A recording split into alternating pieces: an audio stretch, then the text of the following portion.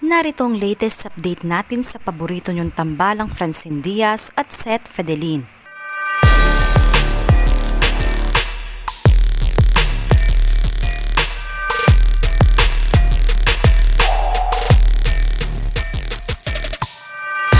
Kilig ang mga tagasunod at lahat ng mga nakasaksi sa pagsurpresa ni Seth Fedelin ngayong araw sa kanyang on-screen partner na si Francine Diaz.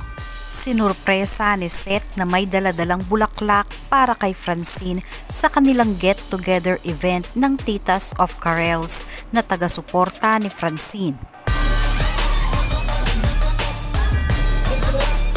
Kitang-kita sa naging reaksyon ni Francine Diaz na nagulat siya at di niya akalain na sinurpresa ito ng kanyang on-screen partner na si Seth.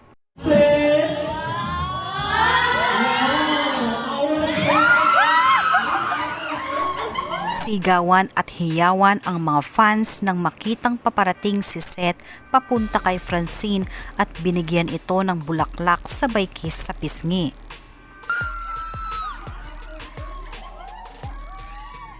Sinulit na nakipagbanding ni Francine sa kanyang mga tagasunod at present din ang ibang supporter admins ng Titas of Francette sa event. Nag-effort din ang mga fans na maghanda ng mga pamimigay na inisponsorahan ng ibang fans tulad ng mga iniendorso ni Francine na bench, Dr. Alvin Fradac, Goli, Caroline at iba pa. Masaya rin nakipagkwentuhan habang kumakain ang Francette sa mga admins na kanilang taga-suporta sa anumang oras.